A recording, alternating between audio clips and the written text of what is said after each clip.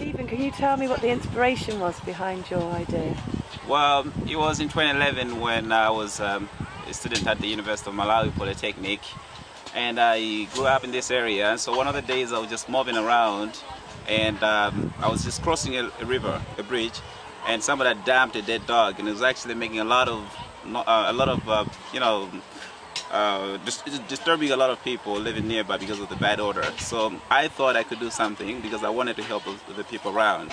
And a lot of people were just dumping a lot of waste materials into the river, and I felt it was very bad. And so I wanted to just help these guys. And so when I decided that I would just talk to the people living around to see if they would be interested to just mobilize the people to remove the waste. So first of all, I decided to go to City Council, Lilongwe City Assembly, and they accepted the idea, and so they said, okay, no problem, just put that in writing. And then that's how I decided that, well, I'm gonna start an NGO because that would also help a lot of people get different opportunities. So the inspiration was a dead dog. I saw the dead dog, and I was like, well, I just have to go and clean up the area, but because people would still dump the materials into the river, I needed to start an NGO which would be part of the community. Okay, so at the beginning it was literally just to move the waste around, but then it's evolved now into this idea about composting. Yeah, sure.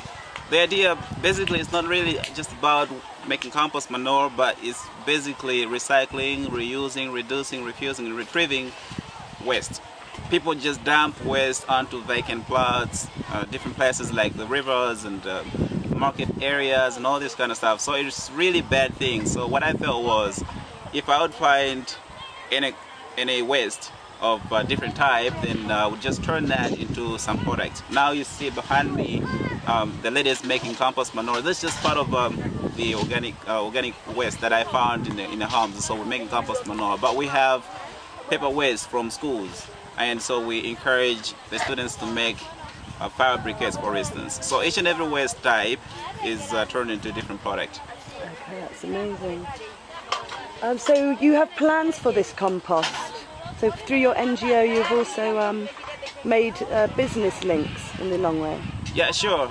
Actually, because back in college, I did not study any course. My program in the university wasn't anything to do with composting or environmental issues, but it was basically about business and education. Now what I felt was, if I would find a way that would turn these products into the waste into some products, then that would be great. So what I did was to contact different people who would train us. Now luckily enough, I found Four Seasons. These are the guys that are into permaculture. And they came, they trained our women there. We actually went there through their transport. They provided everything, so we were taught how to make composting. And later, they are the same guys that are going to be buying the compost. And different materials, different products made from waste are also going to be bought by different people, even individual families, or a person, if he has a field or a garden, they can also come and buy this stuff. But so far, if you see those piles of compost manure that's ready for sale, it's for Four Seasons. So these guys are coming just today.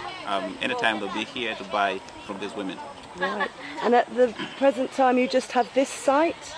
Yeah, sure. Yeah. Actually, this whole area, it's ours. It belongs to one woman who has actually said, okay, it's my land, but I'm not doing anything with it, so you can currently temporarily use it for whatever you're doing. So what I did was to just set up a cooperative, women cooperative, so that we can make a lot of products. And I don't want to stretch too fast. I gotta wait a little bit so that we have our activities well pronounced, and just see that, okay, we get a shape to whatever we're doing before we spread ourselves too much. Sure. And you had no problem recruiting volunteers for this project? Well, I did. What I did was even the stuff for the NGO, because I can't do it alone. So what I did back in college, I've got lots of friends, and these guys, I taught them this deal that, okay, if you, I've got this idea, I've got this NGO, and if you're interested, you can come in. I know you're working there, or some of them are working. So what I did was to tell them that, okay, you can spend a day in a week, just come, and I'm gonna give you a certain position, like for instance, a volunteer coordinator. And so the person would, work via internet and just send me the stuff. But once in a week, they would come here and just make sure that they're doing this stuff. So, but when I get funding, these guys are gonna retain their positions. So that's what I do. So that's why you see that man with the rake. He's one of the volunteers. But once we get funded, then he's going to get a position. So what will you need to buy to take this business forward? And where are you going to get that funding? All right. First of all, what I did was to go down on the ground and talk to the people that are actually affected by the problem. Because I believe that first it has to be accepted by the community, and once the community embraces it as their own project, then it's going to be successful. So what I did was to talk to different local authorities like chiefs, community development people, city council, and government officials, government ministries and departments, which they all accepted because the problem is really mountain. So I started doing all this kind of stuff on the local level. Now, so I'm just putting up a proposal that if people would assist us financially or even materially, then the same would be used for the projects to just get us to the next level. So that's the materials that we need, or the materials to turn this stuff into products that we're looking for, like composting. Actually, it's taken us ages, like a couple of months to make this stuff, but in actual fact it should have taken us about 1.5 months. But because we didn't have a lot of resources, proper resources, it's taken us over I think 4 or 5 months to make this stuff. Okay. So out of interest, how much would you be looking for to support the current output of compost? Well, composting, the actual amount of money, because I do have everything written down, like I've got a proposal right now. So, and again, besides what we're doing here, we are also going to different schools, like within the area, because I'm looking at Kawali 1 and 2. Because if we are just here, then the problem on the other side won't be solved. So we're still going to be doing our stuff here, and on the other part, we're still going to be having the problem. So we have clubs as well. So everything is actually written down, and I've got the proposal, and it's coming up to, but it's in dollars, it's not in pounds. But in dollars, we've got something like $1.6 million. But whatever in small bits, it can be used. If we can get a certain amount of money, a very small amount of money, that will make a difference. Let me just give you an example. I've got a friend, Neo Naya. She came to Malawi, and her son Neo is a musician, and he explained what we're doing, and so she also interviewed me.